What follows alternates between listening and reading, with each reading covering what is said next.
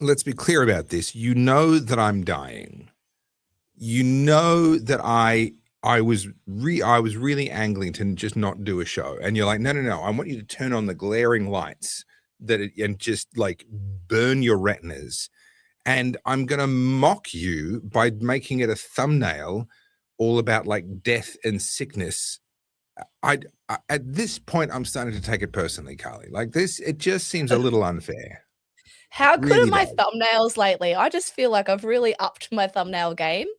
They are whoever good. thought it was a good idea to let me loose with AI? Well, like we said before, AI is an amplifier. It just reveals what's really going on underneath. And I tell you what, whatever was going on underneath with you was terrifying. Yes. So I can't help but notice, though, I think you found an amazing cure because we actually cancelled Monday's show because you're a wuss and you couldn't do a show because you just had some little sniffle or something. I mean, here am I, like heroically still showing up despite the fact that I'm borderline dead.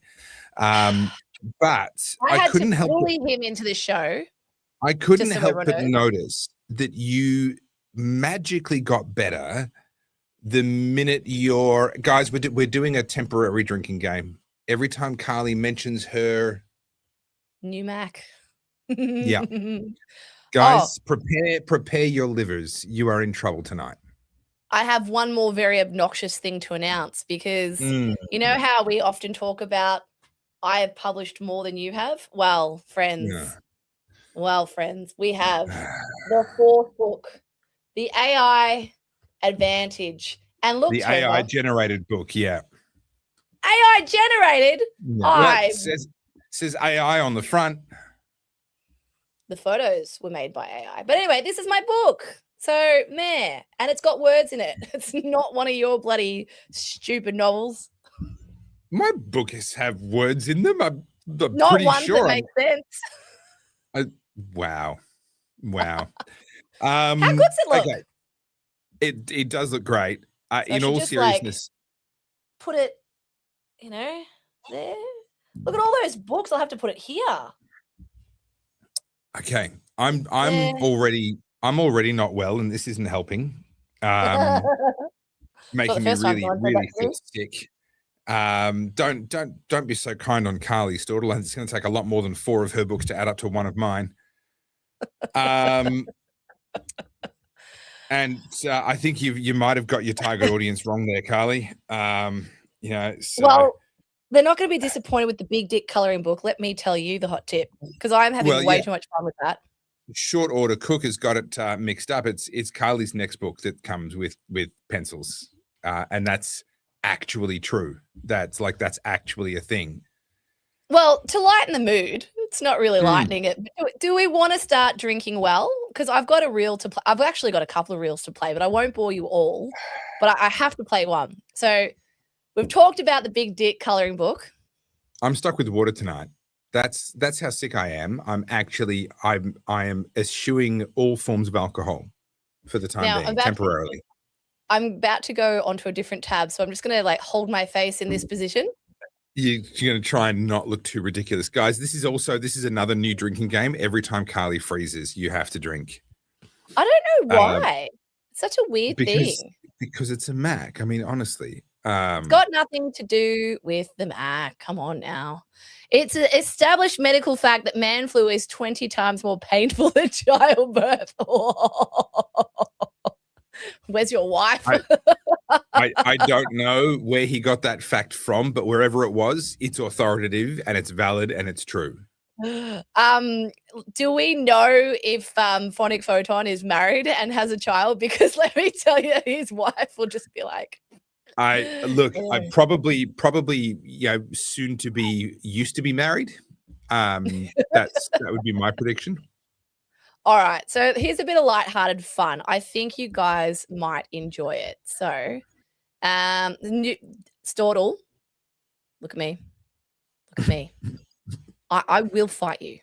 Okay, everybody, this is her Achilles heel. This is the chink in her armor. She has a brand new Mac. She's very proud of it. Every little twist of the knife, every little jab that you can get into that sore spot over the next 3 to 4 weeks is worth its weight in gold. You have your assignment. Get to it. How good is the video though? This is like It is good. fancy webcam. This is much better than my last one. Yeah. That's, I I mean, tell you that what, is almost on a, like, I'm using a dedicated, like a decent Sony dedicated camera, and yours is, you know, the lens isn't as good, but the actual image is pretty damn good. Chris, yeah, compared to my other one. I will Yeah. say, for those who were trolling me in the Discord, it's got 64 gig of RAM and it's like crazy fast with my AI now, which means I can open even more tabs. That's why the AI server farms are struggling to get RAM. They can't get chips because Carly's too busy sucking up the world's supply. And Carly is also taking advantage of the fact that so many AI platforms at the moment offer you crazy, ridiculously good value for credits. So I'm just buying them all up and I'm ready. I am ready for this AI storm. Anyway, let's talk about Stalin. This is part 1 of the Big Dick Really? series. We're going there first? All right, fine. Let's go. Yeah, come on, it's fun. We're going to learn some things. Let me just refresh it and we'll bring it up.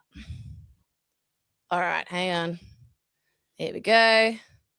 Some big dicks, and where better to start than with one of the biggest chodes of the 20th century, the original Machiavellian bastard himself, Joseph Stalin. We're going to discuss death a lot, and ironically, the best place to start this story is with his own. In March 1953, he had a massive stroke. Wait, hang on a second. Is this script about Daniel Andrews or Stalin? I always get them so confused.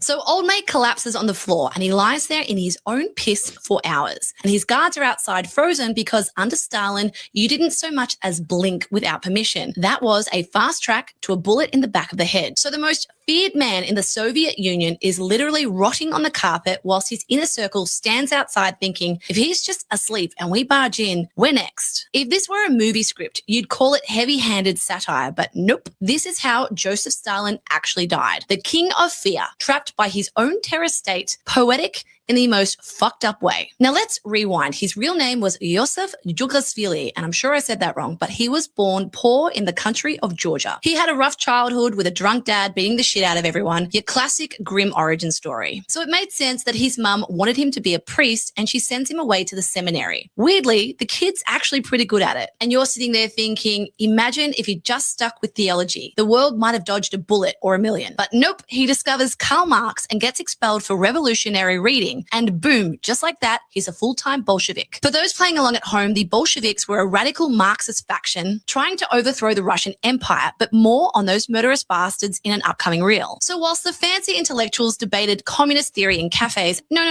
not the ones in Fitzroy, the Russian ones from 100 years ago, Stalin was out there doing the dirty work. Before he became one of the most feared dictators in history, he was essentially organizing armed robberies for the Bolsheviks. In 1907, he helped plan the Tiflis bank heist, which netted the revolutionary movement the equivalent of about $40 million in today's money. In other words, before he became the dictator of the Soviet Union, Stalin was basically the Russian version of Al Capone. So he gets arrested a lot and is sent to Siberia multiple times. And like he's channeling Houdini, he manages to escape every single time. Just to emphasize this, I'm talking about actual Siberia, but fuck nowhere and the coldest place on earth. So this catches the attention of Vladimir Lenin, another douchebag that I don't have time to talk about yet, but we will come back to him. Lenin realizes that Stalin's actually pretty useful. The dude has got some grit. So in 1922, he appoints him the general secretary of the party. Sounds boring, right? Like a middle management position. Except it's the most powerful job no one saw coming. He controls the entire bureaucracy, and that, friends, is where we have to end it for today. Be sure to come back tomorrow for part 2 of Joseph Stalin, and if you're keen to join the waitlist for the Big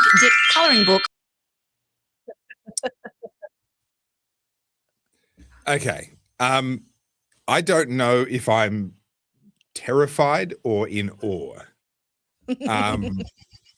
I think you're in the process of creating something that is going to get completely out of hand. You are going to lose control of, and you will spend the rest of you. It's like Enya when she did her first song album in Elvish. No. When she did her first one in Elvish, it's like, oh, this will be a cute little side project. No, it took over her life. Now it made her a lot of money, but she could never ever get away from it. And I fear that you might find that you are creating a monster that will define you and your work for as long as you live, and probably for a long time afterwards. Oh, I hope so. I want to be known for big dicks. Do you know what's fun? I am not well enough. Listen, I am so unwell. I'm so unwell that I'm using my toilet paper to blow my nose for a change. Oh, I thought you were cosplaying as Peter Malinowskis. Well, there is that too. So we got to talk about him because the South Australian election is just days away and there's some really weird stuff going on with that. But I don't want to move on from this while you're just enjoying your little center of attention moment there. I don't want to move on until you're actually done. Well, I got a bit of good news. So a couple of things, right? Because I know we didn't talk on Monday. So just to catch everyone up, it's been a week since we've seen you all and you've heard us speak. So long. G and I took a bit of a social media hiatus from X and just tapped out, right? Because you guys would have seen there's so much infighting, particularly in the US. There's a lot of it here. And I honestly just sort of got to the point where I'm like, I don't want to be a part of this. I don't want to see it. I don't want to read it. It's so negative. And just having 5-6 days, pardon me, away from it, I feel like the world is lighter. And the reason I share this is because I know, like, obviously we talk about politics twice a week and you guys watch the show. But if you're ever starting to feel a little bit like heavy or like this is it, I don't know what to do, just tune out for a little bit because, God, it makes you feel better. It's really good for your mental health. It is, and sadly, it's not something that I really have the option of doing at the moment. I'm hoping to, over time, restructure what I do so that I can actually just regularly take time away, but that's not the phase that I'm in at the moment. But I will say it is, it's kind of it's a cart and a horse situation. Influencers keep on churning out rage bait because audiences are looking for it, and audiences are looking for it because there's always something new to find. There's this really kind of symbiotic relationship, but the fact is everyone involved is there because you chose to be for one reason or another. You were bored, you sat on the toilet, you had nothing else to do, scroll holing at night, or whatever it may be. Everyone, no one is on the internet scroll holing by accident. You might have done it mindlessly without actually thinking about what it's costing you and what else you could be doing, but no one's actually there by accident. And so we all ultimately have that control and have that choice to just go, you know what, I think I need to step away from this for a little while. And so much of it, if you actually stop and look at the language that's used, so much of it is conjecture. And I want to use a specific example. I've got a video that I've written and I didn't record it today because I'm struggling. This is as good as I've been all day in terms of how I'm sounding. You got all this nonsense around scrolling. Sorry. This comment. Yeah. All this nonsense around Tucker Carlson. Have a look at what's actually known and how much of what's being said is actually just speculation. So what we know is that he was trying to get an interview with the Iranians, and that some of his messages to and from the Iranians are now in the hands of the CIA. Right? That's what we seems to be agreed by both sides. We haven't seen them, but that seems to be agreed by all sides. That much is true. On one side, you've got Tucker saying, I was just trying to line up an interview. This is normal journalist stuff. And on the other side, you've got people saying Trump fed him lies about the Iranians being safe, knowing that he was going to double cross the US and feed that information back to the Iranians. And that was why all the Iranian leaders were in the one place at the one time. And Trump could hit them all with the one bomb. This is like amazing 10D chess from Trump. I'm like, none of that's known. None of that's even close to being known. And you're besmirching the character of him. And okay, so Tucker and I have some pretty fundamental disagreements. I messaged him again today and he replied, which is lovely. But I see the world very differently to how Tucker sees the world. But he's not evil. He's not a monster. I think he's a bit naive sometimes. I think that's his main sin, in my opinion. I think when he was at Fox, I think he's got a lovely, innocent nature. I think that's what makes him so endearing on camera. But when he was at Fox, he was protected from his own innocence because he had an editorial team around him that kind of did the chopping of the bad stories and kept a lot of that nonsense away from him. Then he stepped out on his own and he still got this innocence. It never got kind of ground out of him by the news business because he had other people that were gatekeeping for him. And I think, in my opinion, he's interviewed some people that I wouldn't have interviewed, and he's pursued some things that I wouldn't have pursued. And I see the world differently to him. But that doesn't mean we have to paint him as a monster. And this is what I find exhausting, is everyone's just looking for any excuse, whether it's valid or not. We don't know what the contents of those messages were. We don't know if charges are going to get laid. I mean, there's some people saying that Tucker made the whole thing up. I don't think that happened either. But, you've got everyone and there's all this noise and fury, and there's people making a fortune, keeping you up to date with the latest developments in the Tucker Carlson story. What fucking story? What story? right? And people are being kept on their phones and scroll holing and doom scrolling, and their heads are full of this nonsense. This is what I talk about in the third session of my masterclass, all about focus. It's a lot about this, and actually just being able to have that third party view of yourself and actually realize, if I was watching somebody else doing what I'm doing, what advice would I give to them? Because it almost certainly wouldn't be keep going. Yeah, I'm the same. I mean, I see things and then I see these like long essay responses, like people have just cemented themselves in this dogma that they're on a side and you cannot reason with these people, right? And it's really difficult to sort of step back every now and then because you're invested in it. And obviously at the end of the day, we all want the same outcome. We want things to come back our way a little bit, after what all the craziness of COVID and all the progressivism. But what I'm seeing now with I'm going to say the right, just to give it a blanket term, is they're turning on each other like the left did, right? It's a form of purity testing. Oh, so where do you sit on the Israel or Gaza or Iran side, right? And that's it. That once you cross that line, you're dead to the other person. These are people that were on our side during COVID. These are people who agree that our government, Albanese, Jacinta Allen, and all of the Labor stooges, they're all terrible for the country. But on this one issue, people are willing to burn the bridge down. Not even willing to entertain it. So another thing, I won't name names. I mean, you guys would have seen this on socials enough, but this constant rhetoric around, they're a paid shill. And people say it to you and me, they say it to the people on the other side, right? And just on this, guys, they're like, just in case anyone's thinking that, someone's getting like heaps of money under the table, you don't need it. There's a much more powerful thing than money to a lot of these people, and that's social media clout. To these people, that is more valuable than money. Having a bigger audience, having more shares, having more virality with their posts, that seems to be more important. So this whole thing around the Jews and the 7K, right? The Mossad 7K. Yeah. Like, people will die on that hill. They're getting paid. Every time you say anything that's even remotely neutral or positive towards Israel, you're a paid shill. Okay, cool.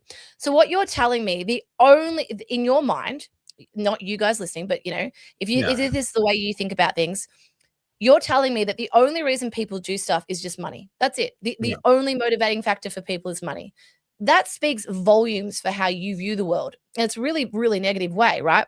Yeah. I was saying this to a guy that runs a Instagram page called The Yarn, right? He was calling out, I need that 7K. Do you know how much this freaking laptop cost me? Like, come on. Through this 7K, I want my turn on the space laser. I'm sick and tired of begging. I just want some of this cash that we're being accused of taking. Like, please. I've got a root canal I need to get done. Wouldn't it be nice? Come on. Wouldn't it be nice? Yeah. But this rhetoric, what does this serve? That's at the end of the day. And so this guy, The Yarn, he runs like I don't know if he's on other platforms, but he's on Instagram. He runs like an independent journalism thing. And some of his stuff's really good. Some of his stuff I disagree with. But the other day he posted up something about Avi. And then the next one was Rukshan. And it was like, basically, like he said definitively they're paid shills. And I said to him, I'm like, have you got proof? He's like, nah, for them to say this, they have to be. I'm like, are you sure? Yeah. Is it not possible they have a different opinion? And I realized at this point, because then obviously everyone just got into the comments and started arguing and I just tapped out. Yeah. All I'll say about this is it's exhausting and it's making everyone fatigued and negative and anxious. None of this is helping us win the next election. None of this is fixing the country. This is actually making us all really tired. Okay. And that's how I feel. Tired.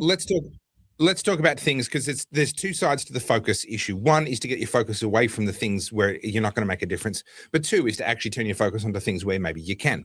So we all know people in South Australia. We may not like them, but we know them. And so we can talk to them. And I know many of our viewers are or some of our viewers are in South Australia, and things like manning polling booths, handing out how to vote cards, all that sort of stuff is actually really important. It does really actually make a difference. Now, this is the latest poll. Let me remind myself who did this one. This is a Fox and Hedgehog, which is one of the smaller polling companies, probably a little bit more variance. Yeah, Fox and Hedgehog. It sounds like a local cafe where the coffee would be pretty good. Like that's what it sounds like. What I mean. Now, what's interesting is that they've now started calculating. Before we go into the results, the sample size is fairly small. It's only just a bit over 1,000 people. So as a general rule, I like to see sample sizes over 2,000. The error, the margin for error comes down, not exponentially. What do you call it? Logarithmically, whatever that one is. It comes down a lot as if you double the size early. And then obviously, going from 2,000 to 10,000 doesn't necessarily increase the accuracy all that much. You kind of get past a point where really it's about as accurate as it's going to get. Good on you, Christian. And so 2,000 is what I like to see. 1,000, you have to accept that there's some error in this survey. There's going to be. So with that in mind, they are measuring One Nation having gone up by 1 point. M Summers, my condolences, I guess. I'm not quite sure what you're looking for there. We love our South Australians. Don't be mean. One Nation have gone up a point. Liberals have gone down a point. ALP have gone down 2 points. Greens have gone up 1 point, and somehow others have gone up 3 points. It doesn't. Hang on, it does match. Sorry, yeah. ALP down 2 points. Sorry, Greens down 1 point. I missed that. Greens down 1 point. Other up 3. Now, what's interesting is that they're starting to break down the two-party preferred ALP versus Lib, but then also ALP versus One Nation. Now, what's interesting is, and they're having to make some guesses here. So this is based on preference flows. Now, the funny thing is we don't have a lot of information about Liberal voter preference flows. We have to make some assumptions. Why? Well, because they're not usually eliminated. Most of the time, in more than half of the seats around Australia, the Liberals are one of the two remaining parties at the end. Might be Labor and Liberal, might be Liberal and Greens. They are often not eliminated. Even in the seats they don't win, they're not eliminated. They're one of the last two, which means we don't have as much information about where their preferences flow. So there's a second layer of uncertainty here where they're having to make some assumptions, some guesses. Yeah. So small sample size, guesses about preference flows. But even so, they're saying that actually One Nation are in a fractionally, still very much a losing position. This is looking like a landslide for Labor. Let's not try and pretend otherwise. That's a great one. I thought so too. It's a great one. Just for those listening, it says South Australians are proof that Tasmanians can swim. So the contest in South Australia, let's be clear about this, is not a question of whether One Nation are going to win. I think Peter Malinauskas has got this in the bag, although there is a bit of a weird scandal brewing in the background, a bit of a late surprise in the campaign that we'll get to in a second. But even with that, I'm pretty sure Malinauskas has got this in the bag. It would take quite a shift. It would be a hell of a historic protest vote if all of a sudden Labor didn't win in South Australia. It could happen, but I'd be amazed. So Labor are going to win. The question is, will this be the first time in Australia ever, and in a long time in Australian history, ever, that One Nation become the opposition over the top of the Liberal Party, and in a very long time that someone other than the Liberal or Labor parties are the opposition? That hasn't happened, I think, since the UAP had their original Prime Minister way back in the day. I'm talking, I don't know what that is, 100 years ago, whenever that was, back in the day. So we could see some real history being written here.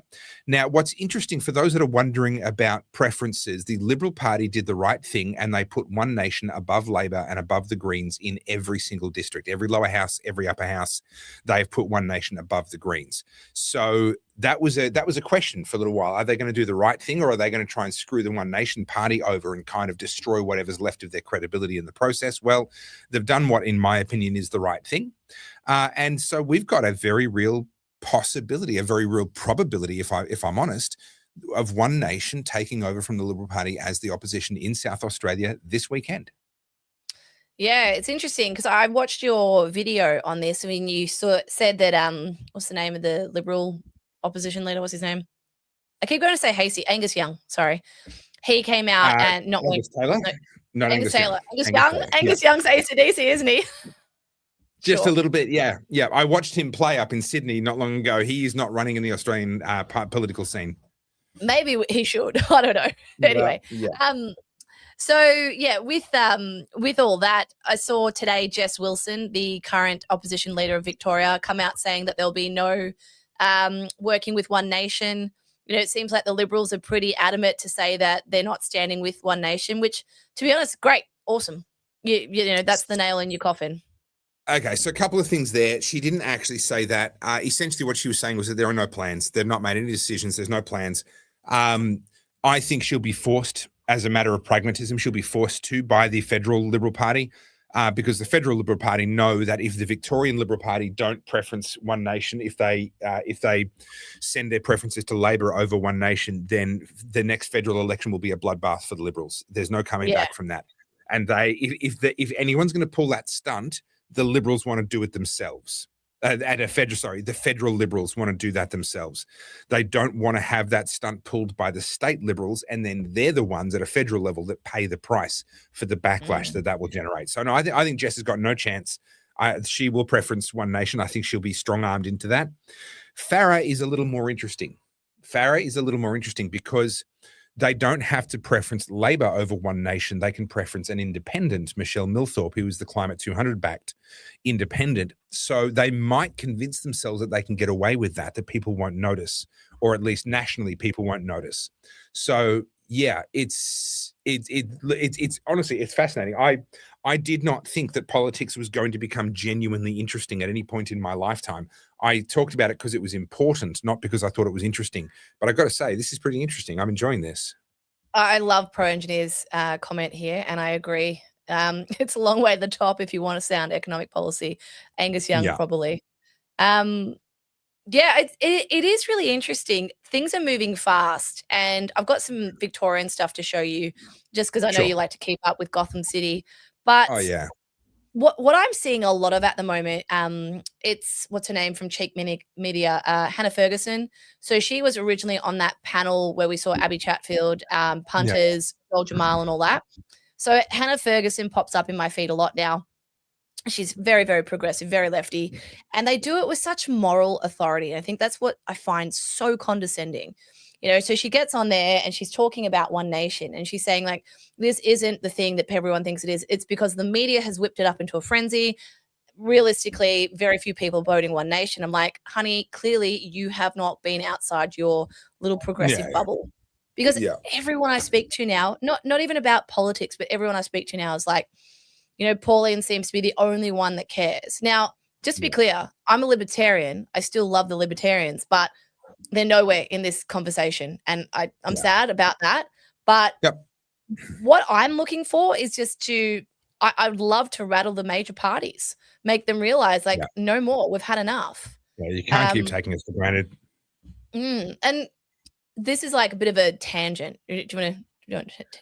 When I'm sick and my throat is bad. Look, guys, I'm sorry. I know this is going to piss everybody. I'm not doing. I'm going to struggle to make it to 1 hour tonight, Carly. Honestly, I'm. Would you like me to do it? Oh, look, if you're offering, I'll do the fingers. All right. Tangent time, tangent time, tangent time, tangent time, tangent time. Woo! Yeah. I will say that was a hell of a lot better than I expected. You can be offended that my expectations were so low, but they were. I'm going to say, well done. That was actually pretty good. I'll have you know, I did singing for a very long time. I was not ready to sing properly, but that'll do. Anyway, so I've been playing the social media game recently, right? With all my content, all my reels and things like that. Because I'm trialing, because I'm doing stuff for you, I'm trialing things that I'm learning from, say, other successful YouTubers and Instagrammers, as well as, your Gary Vaynerchuks, your Alex Hormozis and all that sort of stuff. I'm trying to take it. I enjoyed it too much. Thank you. I'm trying to take all this all on board and seeing how you can cut through, right? Because unfortunately, really important messages aren't very interesting. You've got to deliver them in a way that you can cut through. And that's why a lot of people do the sort of, the polarizing hook, and they'll say something outlandish to get your attention. And then you watch and then you smooth message him. Yeah. And so I really want this big dick thing to do well, right? The big dictators thing.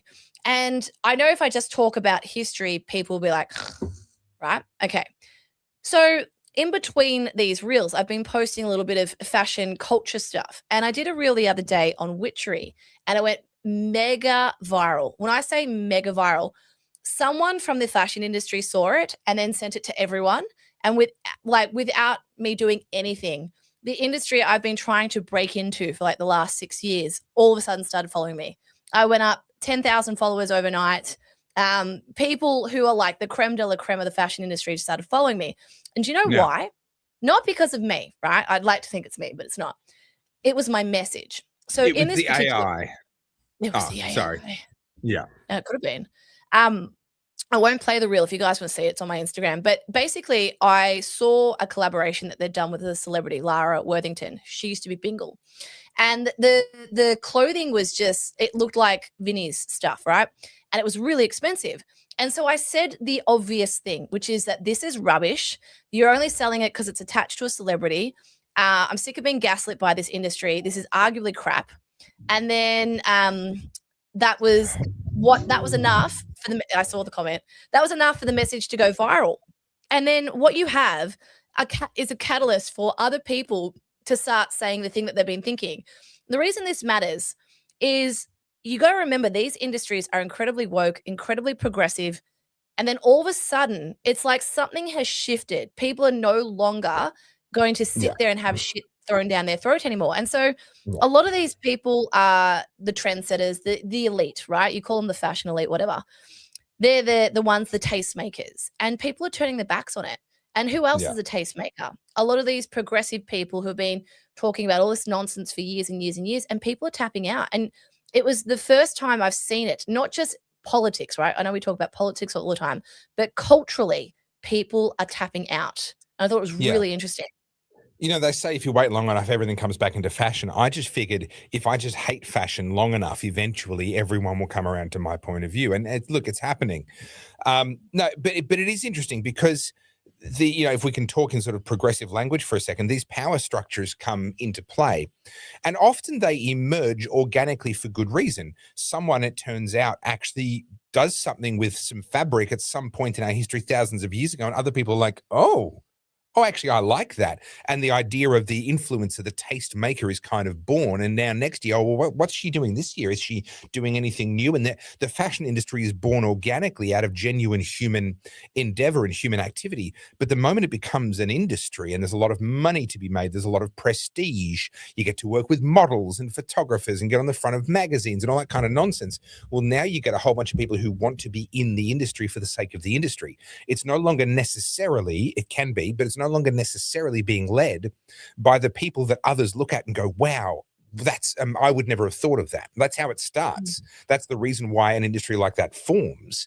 But then once it's an industry, other people want to take it over. It's a little bit like if we can boil it down to individual companies. As someone with crazy ideas and visions starts a company, and then and early on no one else wants a piece of it because they don't believe in it, then the person's brilliance shines through and it becomes a company, and now it's worth billions of dollars, and suddenly all these corporate climbers are trying to get, I want to be the CFO, I'm going to be the CEO, I'm going to climb this ladder. They never had what it took to make it what it was in the first place, but now that it already exists, they want to have a piece of that action. And as we saw with Apple, your beloved company, they kicked Steve Jobs out of the company that only his mind could actually create. It nearly went bankrupt. He came back, resurrected it again. And I will say, obviously, he's no longer designing Apple products now. For anyone that's not sure why, you can Google it. But the company continues to do well. Like it obviously matured past that point. But the first time they kicked out Steve Jobs, it nearly killed the company. And that's what happens with industries. All the corporate climbers, all of the wannabes, all the people who just want to get in the fashion industry because they get to work with models all day long or whatever it is in their head they think it is and means to be in fashion, all those people have taken over the industry, and they're doing 100%. To it exactly what Apple did. Yeah. Look, the thing about the fashion industry, you see this all the time, particularly in Australia. It's a small market. It's very insular. They all know each other. But what happens is you have these groundbreaking new talents who come in, disrupt it, does really well for about a decade. And then, of course, they want to expand. They want more stores. They want to go international. They get, investment from venture capitalists or private equity. Yeah. And then what eventually happens is they kick out the designer every time. Yeah. I mean, this is tale as old as time. Yeah. And what I thought was very interesting from this reaction, people are in the comments saying, oh, do we care about fashion? Well, you should, because fashion is a ginormous industry with a significant influence over half the population, most of them being women, right? So when you've got all these celebrities and these trendsetters always pushing the same progressive narrative, guess what? That's how you get people indoctrinated. It's how it's done. Yeah. People want to conform. People don't want to be seen to be out of step, out of style, particularly people who are very vulnerable or self-conscious. But I basically came for the jugular. I did it in a funny way, But do you know what's even better? This is actually a little segue. In the first reel, do you remember the movie Devil Wears Prada? Sure. Yeah. My wife maybe watch it. Yeah. Brilliant movie. There's a famous scene where Andy Sachs, the young girl, she's wearing like a blue jumper, and Miranda gives her that ultimate dressing down, basically, like schools her. Very famous scene of the movie. Anyway, so I thought for this fashion reel, I was going to wear basically the same blue jumper. I had a version pretty close. Anyway, I put it on and I put my hair back in a ponytail and a plait. I never wear it like that ever. Anyway, I do the reel. It goes viral. And rather than anyone address my argument, not one person that was negative to the reel addressed my argument. Every single one was insulting me for wearing the sweater. And so, like, honestly, like bees to honey, it was perfect. So my follow-up, I said, you know, for people who believe that they're so culturally literate, you miss the most obvious reference, but you do exactly what we expect you to. You sat there and you dressed people down because you thought you were more superior. And what was so interesting to me, the CEO of a company called Subi, it's a denim company, very big company, or it was at one point. It's gone into administration twice, and I think now private equity owns it. The CEO of that company commented on my reel and tried to dress me down. He's like, yeah, you clearly don't have any fashion authority. And that's how you know you've hurt them. If the CEO of the company has to leave a comment, you're like, ooh. Yeah. So I think, like, not just fashion, I think a lot of these last sort of bastions of woke, right? The culture, the arts, I think it is done. Like, it's just, you just need to wait for the house of cards to collapse. The industry's not done, and it will metastasize. This is something that I've learned over. I mean the woke ideology. Yeah. But it's something that I've learned over 17 years of sort of doing this is it's very easy to look at things and go, it's been fractured and broken. It can no longer function. It'll collapse. Actually, it can no longer function the way it was functioning. But there's a lot of people with a vested interest in figuring out what the new form needs to be. So it's not going to be as simple or as Hollywood as that ideology collapsing in the industry and then all of a sudden it's gone. It will metastasize. The people that have had power will find ways of trying to protect and preserve what they can, and it'll metastasize. But what I think is true is that the power of the gatekeepers to keep the industry exclusively ideologically aligned is broken. I think that's an accurate statement to make, and that's true right across the arts, in photography, in film, in acting, in fashion, in every various artistic endeavor. So many of them have been completely captured, and they're captured because gatekeepers were a thing. They existed. They were real, and gatekeepers are actually becoming a thing of the past, and that's largely thanks to technology, largely thanks to the internet. And what we're seeing now is the outworking of that. This comment here, are there still artsy woke areas in Melbourne or has it collapsed? I regret to inform you that north of the river is basically Danistan. We don't go there. It's the dark, shadowy place. That is where all the socialists and the communists live. It's a very scary place. But we've got some super chats to get to. So first one here. Excellent. Yes. Thank you, Jen. Here's for some ripper thumbnails, Carlz. Thank you, Jen. I appreciate it. CJ Westman, it's established medical fact. Yes, we've read that. Testify. I wanted to jump onto this one from Summers where she's asked about what Tucker said about the military. Do you want to make a comment on that quickly? About how he said it out of surrender? I've only seen it out of context, but it does seem pretty disgusting. I like from what I've seen, but I don't like to go too hard on something until I've actually seen the full context. But the stuff that he said about raping women and all, it's like I'm not sure that can get saved by context. I really don't. I don't understand how that makes sense in any context at all, honestly. But having not seen the context, I'm not going to go any further than that. I think it was a highly emotional response, and I think the problem with these commentators, this is the last thing I'll say on it, is it gets, you and I have talked about audience capture before, where you play into the hand of your audience. You do what they want you to do, basically. And when you become like that, there's an expectation that you go a bit deeper, you go further. It's like Candace Owens. Just keep pulling that thread. There's deeper, or there's more to go through, whatever. And then they're salivating at, for the next video. And I think sadly, I think Tucker is that a bit like that, because you think about it, his network, his platforms is just him. If he's not doing that, there is no Tucker Carlson network. He has to do that. And at risk of repeating myself, I think this is where a little bit of that naivety comes from. I think because he wasn't picking the topics at Fox, they had story producers and researchers, and yes, they would bring a smorgasbord of things, and I'm sure he was involved in sifting through that. But ultimately, a lot of the crap was already removed out of that pile before he got to it. And so I think this is just that naivety. He didn't have to bone himself up as an editor, as a hard-nosed newsman. He didn't have all the charlatans and everything coming to him, trying to con him and pull the wool over his eyes when he was at Fox. And now that he's exposed, he's directly face-to-face with anyone in the world who figures out how to get a hold of him. And obviously rich and powerful people are going to figure that out. I think that there is he feels like he's not ready. A little bit like the comments that you and I make about people who, it's like, if you didn't have to work, if you didn't have to muscle your way out of that cocoon, then you won't know what to do once you get there. And I don't want to be disrespectful to Tucker. I like him. I think he's a beautiful human being. And I think it hurts me when I see people accusing him of having, being a traitor or double motives or other agendas. Like, no, I think it's actually the opposite. I think he is so innocent to just how Machiavellian other people are. He doesn't have that in him. And so he becomes easily used, I guess, by people who do have that in them. So, and I'm not defending what he said. I said to him in the text to him today, I literally said to him, you and I do not, there's a lot of things you've said that I don't agree on, but I also think it's wrong the way that you're being treated. And that's my genuine position. I've said that to him, and I'll say that to you. I think he's a beautiful, innocent man, and not innocent of any wrongdoing, but innocence of a child. And I just don't think that he was properly prepared for the world that he finds himself playing in. He makes emotional responses, and in my opinion, makes some poor editorial choices.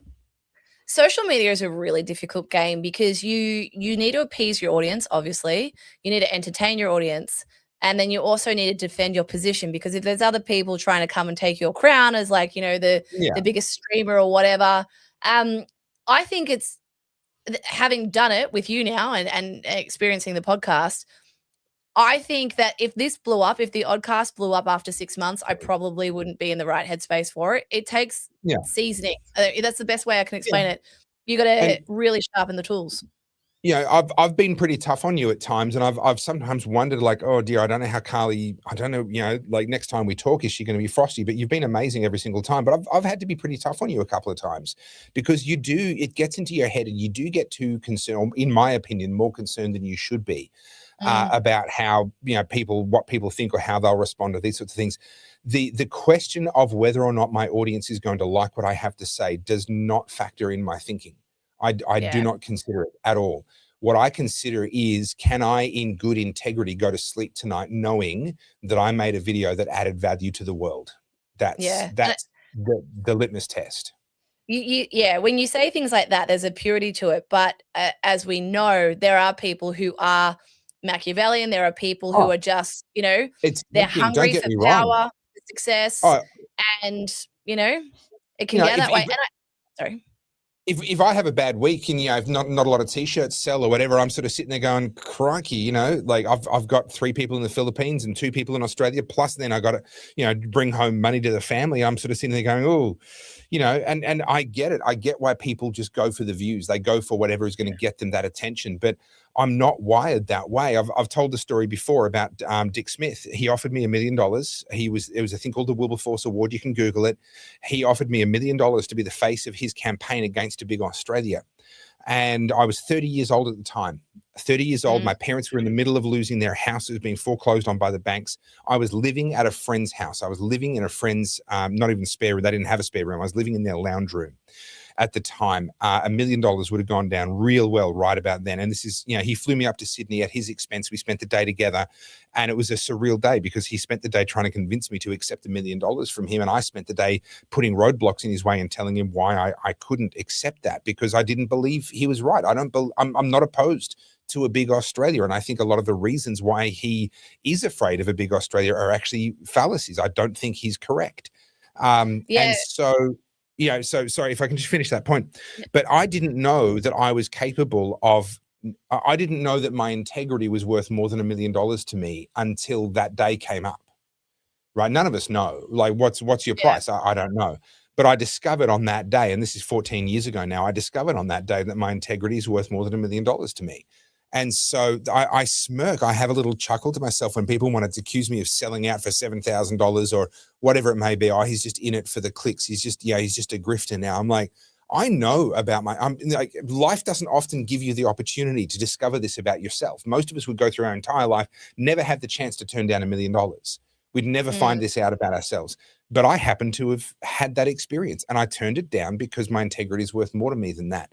And I think in the long run, that's going to reward me richly. I think that if I'd made that decision the other way, I don't think that would have worked out well for me. And I think I would forever live with the reality, the knowledge in my conscience that I have a price.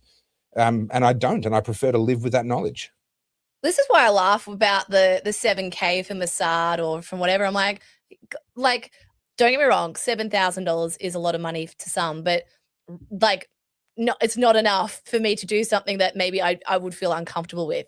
When people say, oh, sell your nudes or whatever, I'm like, dude, my nudes are like a Birkin. They are like a Himalayan Birkin.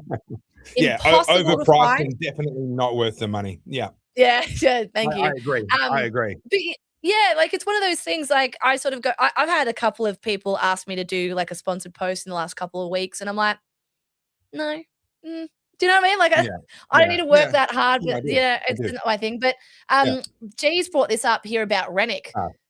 Gerard Rennick's gone off the this is CJ's comment. We'll read this quickly. I'd love to offer my services to both Qatar and Mossad for 7K per super chat. I'm happy to ask questions to steer the conversation as requested. Look, I'm with you, CJ. I would have no problem with our viewers making more money off this show than we do, because we make super chats $5 at a time. If you can make $7,000 at a time, good on you. I am a capitalist at heart. More power, more strength to your arm. Yeah, I wish. Like I find it funny though, because it's a bit of a naivety from the person making that suggestion that it's 7K here, there, and everywhere. Like that's not how it needs to work. Often people can be easily persuaded, people can be bribed, people can be, strong-armed. Like there's a whole host of other ways of doing it without parting with money. You were reading G's comment earlier before I took it off the screen. Gerard Rennick, he's got off the rails. And to be honest, like I know Rennick's a smart guy. I'm not trying to say that, but when I see someone, so he's out of the seat, he lost his seat, correct? Yeah. He's not a senator anymore. Yeah, so he lost his seat and now he's just on the attack for Pauline and whoever else. And I have zero respect for people who go that way. It's all about stirring up shit, starting fights, starting internet fights. And honestly, that makes me lose all respect for you. Jared would he'd be an amazing policy guy. He's the guy that you want sitting in the back room, reading the reports, assimilating the information, making recommendations and fact checking them and putting together business, sort of business cases for the ideas, that sort of stuff. You want him at that level. He is genuinely, I interviewed him. I did a slow chat with him years ago. And I said in multiple times publicly after that interview, he's genuinely one of the highest IQ, one of the highest mental horsepower people that I've ever interviewed. It was phenomenal the way I could switch between topics, and he was with me, and his recall of data and information, his research across an incredible raft of topics that affect all Australians was genuinely impressive, more so than anyone else I've ever interviewed and more so than me. But unfortunately, the sense that I get, and I've talked to a lot of people that have either worked with him in his office or worked with him when he was in the Liberal Party, and what I've observed of his reactions to people online is that there's a certain rigidity in that intelligence has brought. And he's right and everyone else is wrong. And more than that, if you disagree with him, then you must be motivated by evil intentions. It can't just be that you've come to a different conclusion. And I tasted this when he made a post criticizing immigration, and I made a counterpoint because I'm not opposed to immigration. We just need to do it better than what we're currently doing. And I never even insinuated that he was motivated by racism, but he then snapped back at me and accused me of calling him a racist and said that, you know, I expected better from you. I thought we knew each other, blah, blah, blah. I'm like, well, we do know each other, and I never called you a racist because I know you're not one, right? But in his mind, I'd come out with a position where I was saying that I thought he was wrong on this particular point, and there was this real sort of snap that came with that. And I think we're observing that with a lot of other people. What that means, unfortunately, is that the movement is going to lose that intellect, because he's burning bridges, he's burning friendships. He's an asset. He's just not an asset in the role that he's trying to occupy. But unfortunately, I think we might end up losing him out of the movement. I mean, I know he just did a podcast with Carl Stefanovic and Alex Antic. Obviously, Alex and he were both Liberal Party senators at the same time in different parts of Australia, but they know each other, and it would appear they still get on very, very well. And I'm pleased to see that. And I'd love to rebuild the bridge with Jared Rennick. I don't know why he would want to, but if he ever did, I'd be happy to sit down with him and work that through. But as things stand, the evidence is that we're going to lose his intellect out of the movement because people find him very difficult to work with. Yeah. And it's just sad to see, because it seems to be like, I don't know if it's an emotional response or if it's a defensive thing, but that was kind of the Tucker thing that made me just want to tap out. And when people get, I think the other thing that frustrates me too is I get really annoyed with sycophantic people who will just, glaze one person and that person can never do wrong. No one's perfect. None of us are already right and all that sort of stuff, right? So I'm happy to hear people say something and then I go, I don't agree with that, but whatever. But when other people are like, no, what Candace says is always right. Candace can never be wrong. I'm like, I see those comments all the time. I'm like, dude, don't put her on a pedestal, because when she does fuck up, because everyone fucks up, you do you know what I mean? Like, you set yourself up for major disappointment. But I'm rapidly running out of steam here, so can we just get to something more important? Because I know we've been discussing like the fate of the world and the unity of the movement. You want to watch another reel? No, my liver can't take any more of that. What is this? Do you have any idea what I went through to find this piece of plastic? I don't know what it is. It's a little piece of Lego. Is that a Swedish-made penis enlarger, or?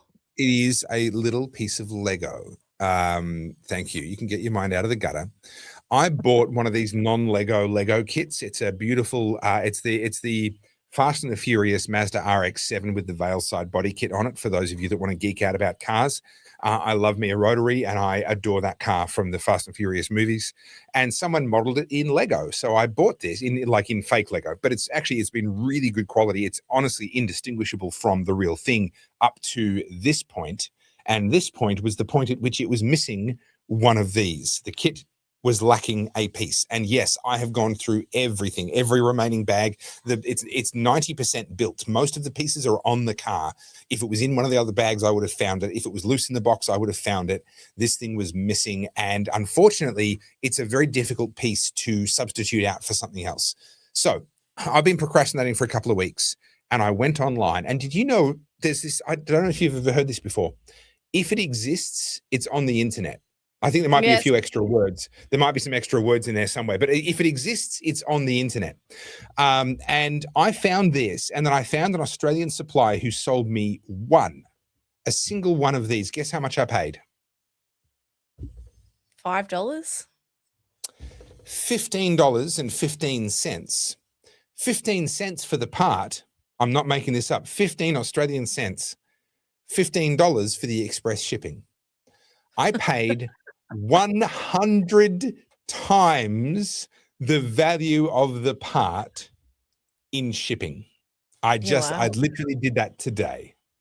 Yeah, that's what happens when you do stupid things like this. Well done. But I will share with you I will bring on to the show the finished bright orange veil side body kitted Mazda RX-7 when it's finished. I love how I've changed. I'm sorry. Big dicks are on the brain. What can I say? Oh, dear. Oh, God, I've derailed myself. Well, Do you want to see what's been happening in Melbourne? Do you want to Tell be me up a bit to about date Victoria. Oh, look, the reason I like to hear this is because you just validate my decision to leave. I just enjoy being told that I'm right. Yeah. I'll play the video and then we'll talk about it. So I think it's this one. Let me pull it up for you guys. All right. Maybe let's remove the dick pump comment while we do this. Oh yeah, I saw this. What's going on there? Oh, hang on, I've lost it. Oh, there it is. Hang on. There's too many things with Channel 7. Like it's all happening, guys. Is it this one? Here we go. Has left a trail of damage across Richmond in a wild rampage on 3 wheels. The driver hit 10 cars with police on his tail as stunned locals watched the drama unfold. Screeching through Abbotsford and Richmond on 3 wheels, sparks flying. The out-of-control ute tore down Church Street, smashing through cars on 6 streets, narrowly missing houses and pedestrians, with police in hot pursuit. Absolutely insane. The Ford Ranger came to a crashing halt on York Street in Richmond around 7 last night. I'm shocked he even got this far. He just hit me and I'm just like shocked. The driver from Oakley tried to escape but didn't get far. Stunned locals couldn't believe the unfolding havoc. I feel a lot worse for the blue car, but the front of mine's totaled. Not even had it a year. There's pretty good soundproofing in here, and I heard it from way up the street because he was just scraping metal on concrete all the way up and crazy sparks. A 57-year-old woman with a pram was injured falling over as she tried to get away. I left probably just, I reckon, 5 minutes before this happened as well, so I'm pretty fortunate I didn't stay any longer, but geez. Yeah, wow. So there's that. I mean, there's more stolen cars. A man was murdered at a train station. Teenagers went on a rampage. One of the teens was killed. We've got the Good Samaritan who died. Good Samaritan. And I think, like, I've been watching some of these clips, and I said to G before, what annoys me about these news clips is, like, you would have seen some of the men that were interviewed then. They're sort of like, oh, it was terrible. Like, they're sort of laughing. And I get it. At some point, you just have to laugh. But also, the more we do that, the more we're normalizing how bad the city's become. And I mean, Jacinta Allen, the day after that Good Samaritan was stabbed to death, literally went, you know, the haters are wrong. Melbourne's the greatest city. And I just think, yeah. You know, I get it. I get why people are laughing, but at the same time, this isn't normal. This is not how this city should be. You know? So I did an interview with John Lott from the Crime Prevention Research Centre up in Sydney a couple of weeks ago. And it was really interesting. So this guy he's hated by, you know, everyone, not everyone, but all of his opponents call him like a gun industry shill, blah, blah, blah. No, he just spits facts. He's spent years working in the federal government. He's got access and, you know, they're all public to some of the best statistics that you can possibly get your hands on in the US and elsewhere around the world. He sits there and very reasonably presents his case and presents his data, and he's right. And one of the points that he made, he said Australians don't understand their own data. Australians have this perception that Australia is super safe, and it just isn't. And he went through some of the data.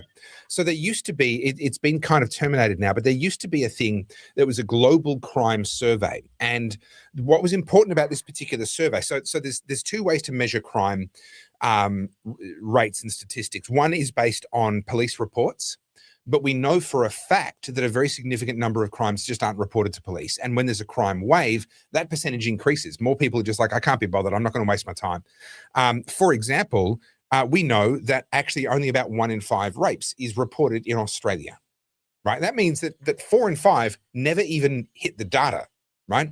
Now, something like murder, that's almost always reported because someone notices, someone finds a body. So, you know, so something like that almost always does get captured. But all the other data often doesn't.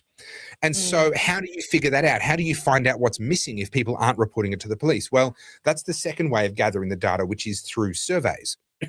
And the thing with a survey is there's nothing in it for you to answer. So, for example, some people will make a false report to police because of an agenda, a vendetta, or sympathy, media, whatever it may be. Filling out a survey about have you been a victim of crime, there's nothing in it for you. And so many statisticians argue that actually that's infinitely more accurate. And because it's proactive, the surveyors go out there and just try and survey a representative sample of the population. They can kind of control the confounding factors and try and make it as accurate as possible. Based on the data from these international surveys, in every form of violent crime, with the exception of murder, Australia is more dangerous than the US.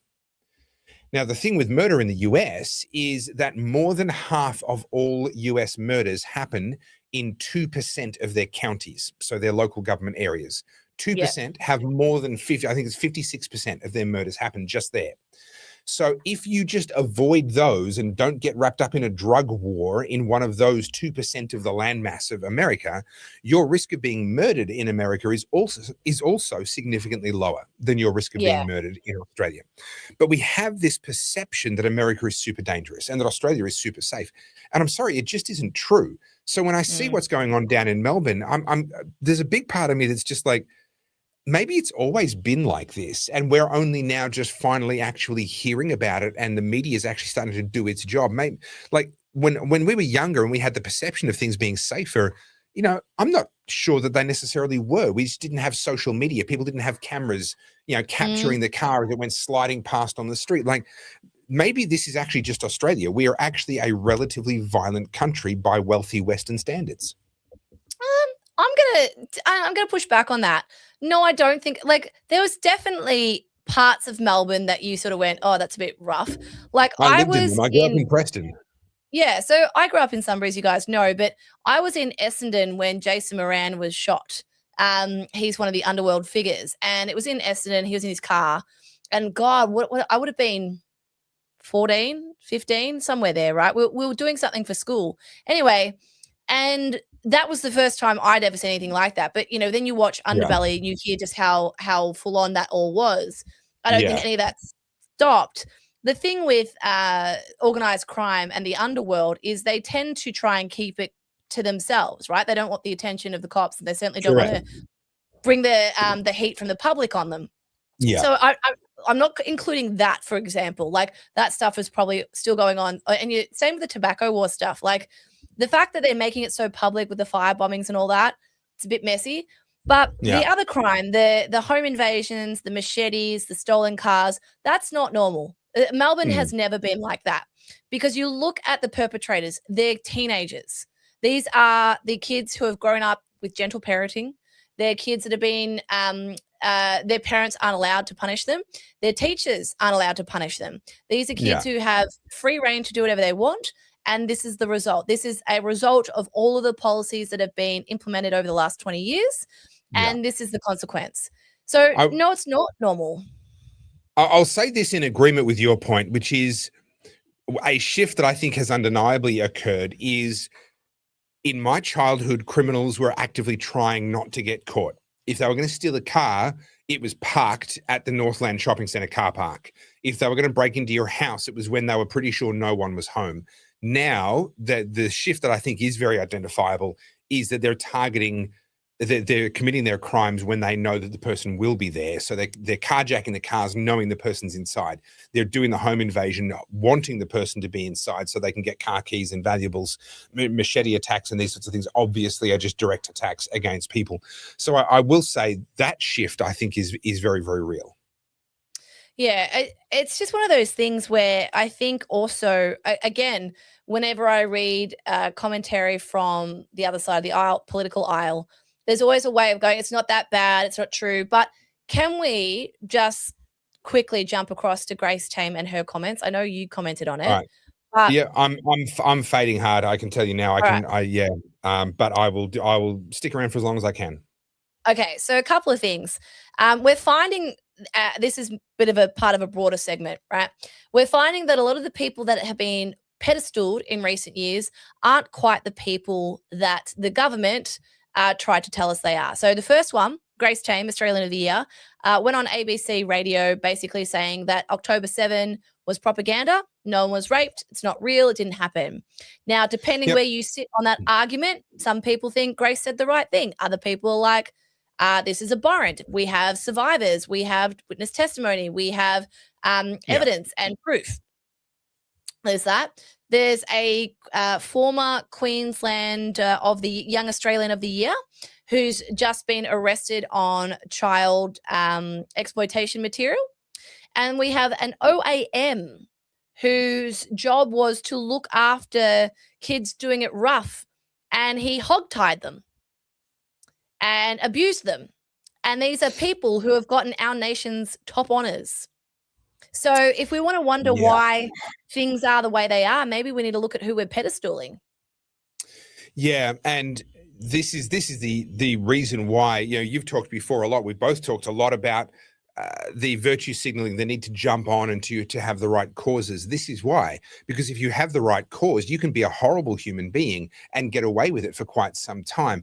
It's a well-known fact. The most likely place that you're going to find a male predator is going to be either in a childcare center or at the front of a feminist march, right? If you want to catch a male sexual predator, go to one of those two places, right? And because they can give the appearance of, oh no, I really care about kids. I'm a man, but I'm working in a traditionally female industry. I'm breaking down those stereotypes and blah blah blah. No, I'm out the front. I'm the biggest feminist you ever met. You can snip that and put it alongside the I'm a communist, or I'm a Marxist, whatever it was I said. These people hide in plain sight because they stick a sticker on themselves that says, oh no, I'm this. I'm this. And what happens is the other people within that echo chamber, they'll celebrate and say, oh yes, you're wonderful. You're wonderful. And then all of a sudden, and actually this is kind of funny. I hadn't made this connection before, but this actually harks back to what we were talking about before with the arts. How true has it been over the last 60 or so years that people who are absolutely horrible human beings, I mean, in some cases, really disgusting human beings, we were told we had to turn a blind eye to that because of their artistic talent. You don't ask questions about what went on behind closed doors with certain people because I bet he's such a wonderful painter, or the whole controversy around Michael Jackson and all this other stuff that at the time you weren't even really allowed to say it. You weren't even, now it's kind of acknowledged that, that was probably true, but we weren't allowed to observe that because, but they're so talented. You have to kind of, and within their closed circles, people definitely knew, but they put it to one side.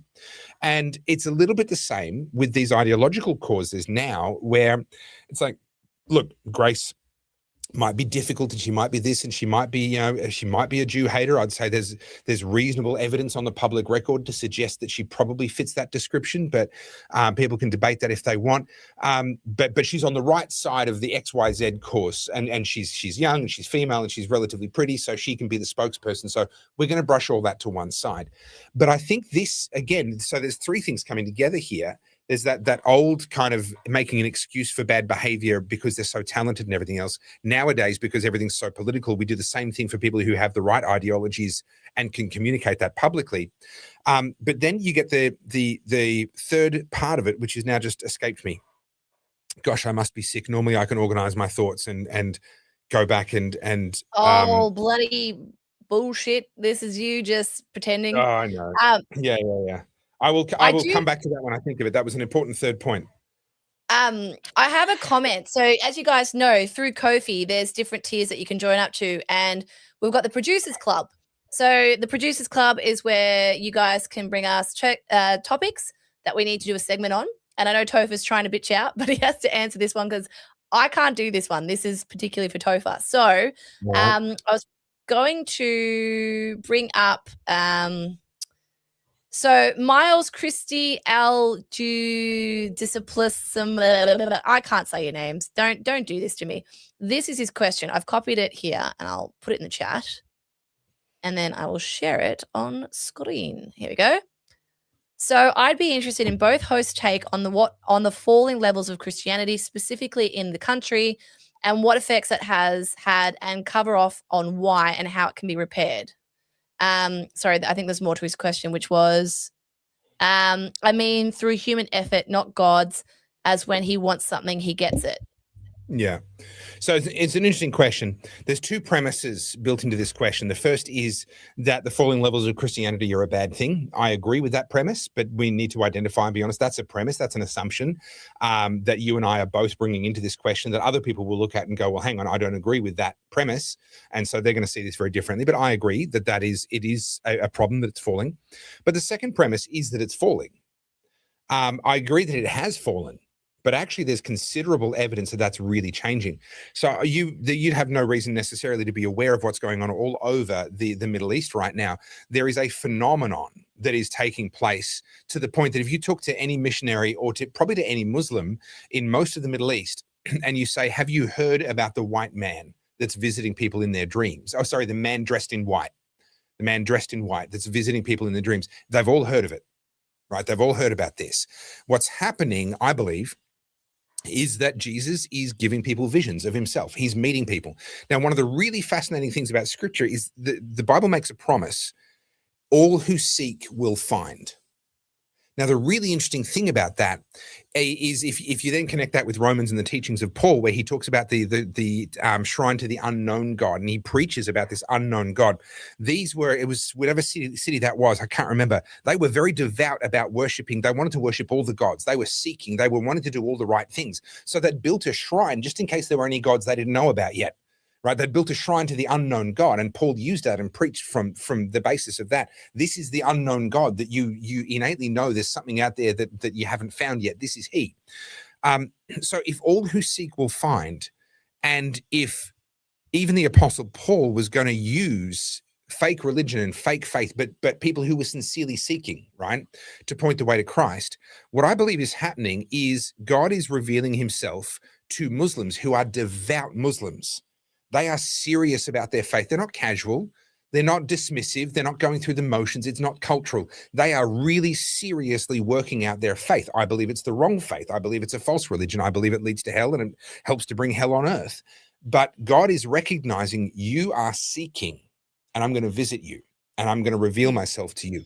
And there's this incredible phenomenon, the man dressed in white appearing to people in their dreams. And they are converting to Christianity, and some of them are being executed for it. In many of these countries, it is punishable by death. And they are going to their graves saying, no, I'm a Christian now. The man in white visited me in my dreams. And they're willing to die for that. So you look at China, you look at India, you look at revivals that are happening there, but actually also in the West. And now this was already happening. And Carly and I had actually talked about this on podcasts, but it was accelerated by the assassination of Charlie Kirk. Young men in particular actually going, hang on, I don't have any meaning and I need something in my life. And many of those people turn into church. Now, what's really interesting is they're tending to turn for the older traditions of church. The Catholic Church is having a huge revival right now. I'm not a Catholic, but that's one of the things that's happening. Older denominations, older Christian books. It's not so much the new fandangled seeker-sensitive Christians that tried to mold themselves into something that was acceptable to the world. The world is looking at that going, no, that feels fake. It feels like you're trying to impress me. I don't want that. I want the real thing, the hard thing, the thing that tells me I've got to make some sacrifices and change how I live. There is a massive revival going on now. Is that enough to undo the last 40, 50, 60 years of declining Christianity? Well, in numbers, probably not. But I would suggest to you that 60 years ago, there were an awful lot of nominal Christians because it was socially expected that you went to church. I would rather have a smaller number of Christians on paper, but for them to actually care and believe and do their best to live out that faith than to have a majority Christian country where most of it's actually nominal. So, I think that's my response. I in terms of what we can do, I think you've just got to take ownership over what's in your backyard. You can't change the level of Christianity in Australia. You can only change the level of Christianity in your own life and the lives of the people that God has given you immediately around you. So that's the area where you've got to do your work. I think that the closer we've become a secular society, it's left people rudderless, right? And I know not everyone's religious. As I've said before, I grew up in the Catholic Church. I don't practice Catholicism. I still believe in God for sure. I know the Bible very well. But I think for a lot, and I'm seeing a lot of this, right? Again, culturally, I look at things and there is this massive shift away. Do you remember the girl boss era? Like the CEO girl boss, like you can have it all. climb the corporate ladder, get the Birkin. Absolutely toxic. Yep. So toxic. And I'm happy to admit I was in that camp for sure. Sure, I sure, thought that, you know, buying the designer bags and having the, you know, the success, that was what I needed. And I can tell you now, I got like, not close, but I got pretty close. And it's the most miserable I've ever been. And the things that make me happy now is, you know, like I love cooking. I love doing things around the house. I like gardening. Like, I guess part of that's also maturing and getting older. But what I'm seeing is I feel like a lot of people lack purpose. And when you lack purpose, you can either be destructive with it, as we could, pardon me, see with a lot of the youths and a lot of people who maybe pursue things like addiction and, you know, blow up their, like you hear a lot about the midlife crisis, right? When people just spectacularly blow up their life. And it's because they're lacking purpose. And I think the removal of religion from people who aren't particularly motivated to seek out purpose or who are naturally sort of inclined to be ambitious, that they fall into the trap of idle hands. I do honestly believe that. And so for a lot of people, this is why you see people who beat addiction. Russell Brand's a really good example. He became a Christian. This is the man who's seen the height of heights, super wealthy, had it all, married to Katy Perry, was a full-blown heroin addict, an alcoholic, a sex addict, all the things. And he's been able to reinvent himself. Now, you know, and I think that's where we're kind of at. I think we're at a crossroads. And I see this as well with social media. Everyone's arguing, but do you know what you're arguing for? Or are you arguing for the sake of expending energy? Because I feel like a lot of it is very superficial. So I'm trying to think of his name. He's a big podcast, Diary of a CEO host, Stephen Bartlett. He just recently did a podcast. I think it was with Wes Huff, actually, the buff theologian. He's got arms the size of my legs, and he talks about God. No, he's good value though. And Stephen Bartlett told Wes Huff, I think it was him, the story about Stephen Bartlett's best friend who lived in Dubai, was super successful, lots of money, all the rest of it, and was ready to kill himself. He was completely, had lost all meaning. And then he lost touch with him for a little while. And then the guy popped up. He'd become a Christian, moved back to America, got baptized, started pursuing his faith really seriously, completely changed his life and built it around, I'm a Christian now. And I'm like, this is real. I'm going for this. And he said, he acknowledged, and he's like, he's the happiest I've ever seen him. He's got more energy, more purpose. He is more him than I've ever seen before since he became a Christian. You know, you tie that in with people like Jordan Peterson. Sort of, he's got this really agonizing way of doing everything that he does. You know, and I don't know that he's a Christian, but he certainly has spoken a lot about the importance of values, the importance of sort of facing your demons, overcoming your demons, these sorts of things. And these are sort of Christian adjacent. These are Christian values without being Christianity. And that's an important distinction, because it is only through Jesus Christ that we can be saved. Like that is a line we all need to cross over. But the world watched as Jordan Peterson agonized with that line. We watched as Russell Brand crossed that line. We've watched as a bunch of these high profile people have taken some really interesting steps. And I think that that's probably contributed as well to the revival that we're seeing. But honestly, I think it's actually just part of the revival that we're seeing. I talked to all the pastors in this area. I spoke at a men's breakfast the other day. A couple of pastors were there, and there's a pastor here that comes and prays with me once a week. Every week we get together and pray over the city together. I speak to these people, and every single one of them I've said, hey, listen, are you noticing an unusually high number of people just walking through the doors of your church, coming to church for the first time, seeking, just like an unusual, and all of them unanimous? Yes, it's extraordinary. I've been in ministry for 30 years. I've never seen it like this. When I was up in Sydney for the Aspire conference a couple of weeks ago, I spoke to two different pastors up there, one from South Sydney, one from Central Sydney. I asked them the same question. They both had the exact same response for me. These are people that aren't hearing each other's responses. I'm asking them in isolation. They're replying in isolation. So far, 100% of the church pastors that I've asked this question have affirmed this is happening. It's absolutely real. There you go. My faith and my journey is mine, and I'm not really keen to talk more about it. But I think for a lot of people, it's a deeply personal thing. You find it, you seek it. I think for a lot of people, the looming threat of World War III and the collapse of everything, the anxiety that people have been riddled with since COVID, it's taken its toll. And I think what people are looking to now is not just leaders, whether it's government leaders or it's political leaders or it's cultural leaders. People are looking to lead themselves. Yeah. And I think for a lot of people, that's usually towards religion. But yeah, there you go. I hope that answers your question. This is but great guys, news. Insert funny handle. I'm going to be a dad. Yay! Cool. The oddies are growing. Yay! Excellent. Right. I love it. I'm out of puff, but we need to talk about tomorrow because tomorrow is a big day. Yes, first day of your masterclass. So just going to hide that comment there. So the masterclass starts tomorrow. I need to get a good night's sleep tonight so that I am in tip-top shape for tomorrow. So I'm bringing back the masterclass. I did the masterclass first in 2024. It was hugely successful. The feedback I got from everyone that did it with me was amazing, really genuinely life-changing for some of them. Obviously, individual results vary, but for some of them, truly a life-changing experience. I capped it at 50 people back then. It's not capped this time, and we've got a few more than 50 in it, but it's not massive. You're not going to be lost in some huge sea of people. It starts tomorrow. We're talking about values. You want to talk about purpose and talk about having a reason to get out of bed in the morning. One of the funny things about values is that unless we stop and really genuinely think about it, we don't know where we got ours from. And we don't know if we learned them from someone. Let's say, oh, well, I got mine from my parents. Okay, where did they get theirs from? Like, ultimately, we very quickly discover that we're kind of running on a kind of autopilot here. But then how do you actually test that your values are what you say they are? Because your identity is what you're conscious of. Your values is what's really true.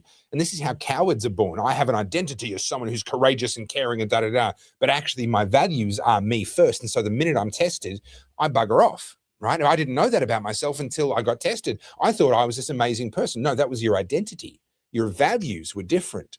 And so how do we figure out what our values are? And then if we're not happy with them, how do we change them?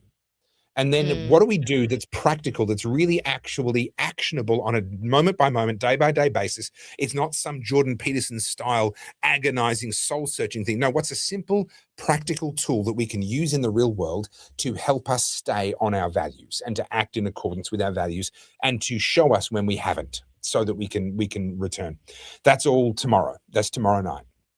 And that lays the foundation for what follows over the next 8 months through to October the 22nd. Second month is all about financial resilience. And especially, I'm going to go through a whole bunch of mindset stuff on money. And then I'm going to give you an incredibly intensely practical framework for how you can put yourself in the best possible position in a high inflation economy. Specifically, I'm not here to sell you anything. There's no multi-level marketing program. I'm not going to put you into crypto. There's none of that. There's no sale in there. I'm going to give you a framework, which if you choose to use it, will have the result of putting you in a much, much stronger position in a high inflation economy. Month 3 is all about focus and what you do with your focus and your time and your attention. This is about the black pill. It's about depression. It's about progress and actually getting somewhere in life. And it's about being able to live according to your values and making sure that your focus is in the right direction for your values. Then there's hope, which is in June. This is incredibly powerful. We need hope, but hope is so often weaponized against us. People use our hope against us. It's incredibly cynical, but people do it all the time, and we need to understand how that works. Then there's courage. This is where we will dive deep into your identity versus your values, because courage doesn't exist in the sense that love exists. It's not a feeling. It's something that emerges in the moment. And where does it come from? Why do some people have it and other people don't? Why do some people have it at one time but not at another time, or in one area but not at another area? We can answer all of these questions. Do you know if you'll have it? You can know, and you can surround yourself by other people that you have confidence in will have it. Month 6 is all about faith. This is not just religious faith. This is faith in each other and faith in ourselves, faith in the past, faith in the people that built the civilization that we were a part of, and faith in our descendants and what we're passing on to them.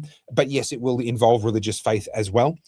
Then there's month 7. This is about community. This is about who we surround ourselves with, and how we organize that community, because lots of people have tried to build communes, communist style, kumbayas, and they fail miserably. They end up in abuse, they end up as cults, they end up as all sorts of things.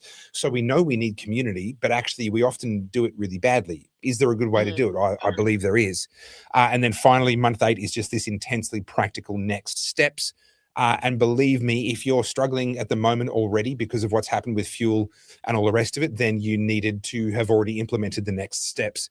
And by October of this year, you'll have that and you'll be able to do that. And I know that feels like a long way away, but we've had to spread these out, because last time I did them back to back, one week after another, and it blew some people's brains up. It was too much. So we've spread them out a bit more this time. So that starts tomorrow night. All 8 sessions are on an early bird special for $299 right now, down from $792, I think it is. At full price, it'd be $792. Right now, it is $299. And I will drop the link into the chat so that people can have it, because the price goes to the normal price as of tomorrow. Once we start the course, the price becomes its normal price rather than this early bird price.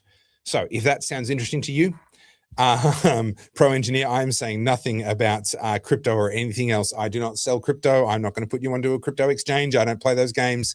But yes, that is fine. No, yeah. So that's that. It happened. It starts tomorrow. If you want the early bird special, you need to jump onto the link that I just put in the description and do that tonight, hopefully. Great. Awesome. Other than that, don't forget, guys, if you haven't, you can get your tangent time. This is the, hang on, I'll do that. This is the new one. Woo. Yeah. You can get your tangent time t-shirts and be part of the Oddies. And also just, what's that say? I'm not sure. That's why I brought it up. Does it say, how do you get into the course? You'll get an email from Carly that'll have some instructions for you. Follow those instructions. Or are you asking how to get, are you asking how to get laid? Because that's like, you're very close to asking, how do you get into course? And that's a question for your mum. Okay. I'm not tackling that one. I was gonna say, my mind is clearly in the gutter because I read that completely differently. Guys, if you want to support the show, the Oddcast, you can go through Ko-fi there. You can buy a one-off coffee. You can join up as a member. Producers Club, there's about 7 of you in there now. And that's where, if you want us to do a specific segment, you can make a request in there and we'll bring it up each episode. Really sorry, this week is not back to normal. I was sick on Monday. Now Topher's got the plague. God, being human, hey? And I'm trying to recover for tomorrow, because tomorrow is, no offense, everybody, but tomorrow's more important. At least it is to me. So I got to get a good night's sleep tonight and get some good rest. Nothing's more important than the Oddies. Thought I made that pretty clear, that I'm the most important, obviously. I think. And just remember, I have a new book out. Topher doesn't have a new book out, but I've now written 4. So if you'd like this, carlzjsoda.com. Yes, sorry, Topher. I have an actual book out that has like actual words and stuff. Okay. I have words and pretty pictures. Look at that. Look at that. Yeah. Look at it. Yeah. So you enjoy selling those children's books. I hope it goes really well for you. I mean, look, it's a perfect precursor to your coloring book. I'm not knocking it. I'm just saying you've found your niche. You've found your lane. Good for you. I hope it goes well. Do you know what's going to happen? I'm going to give you a prediction. Once Chicken in the Noodle Aisle is written, it's going to be a New York Times bestseller, and I will not let him live it down. I will predict that it won't be Chicken in the Noodle Aisle that does that, but I will predict that the Big Dick coloring book is going to go gangbusters. That is going to go very well. Yeah. Guys, let me know in the chat just before we go. History can be very dry, right? And let me just tell you the whole desire behind it. Just when you think you're out, they drag you back in. No, I think it's so important. And I mean, you guys, I'm preaching to the choir. I know you guys are sort of probably on the same page, but with a lot of the silent majority, a lot of your regular Joes, your normies, they don't know this stuff. Like, I'll give you an example. I think I've got like 57,000 Instagram followers, and I put up a poll and I said, do you know who Stalin is? Did you know anything about Stalin? Did you not know who he was? And overwhelmingly, I'm talking over 80% of like almost 30,000 people that responded said, no, I didn't know who he was. Like that to me is extraordinary. So the way I see it, you know, we need to make history somewhat more accessible and fun. That was the whole point of the big dick thing, right?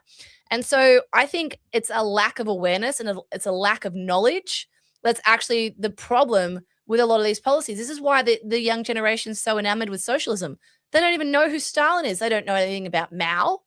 And it's crazy. Anyway, that's the whole Can point. I just say, this is the comment of the night. Penthouse, Playboy, and Hustler had words when I studied them. Yes, but they weren't booked in the same sense, right? Yeah, but the pages got stuck together, so it was hard to get the full story. Because you can. All right, guys, we're out of here. This is clearly going downhill very, very rapidly. See you, those of you that have joined the course, I'll see you tomorrow night. I look forward to that. It is going to be really great, and that is the first of 8.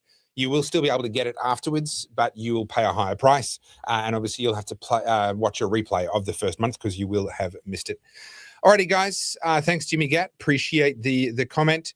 And we'll see some of you tomorrow and the rest of you next week. Thanks, guys. Thank you so much for all the super chats. Thanks for coming in, guys. And I apologize. Wasn't a big Oddcast tonight, but we'll be back on the mend. We'll be back into it next week. See you Monday. We will. See you, Steph.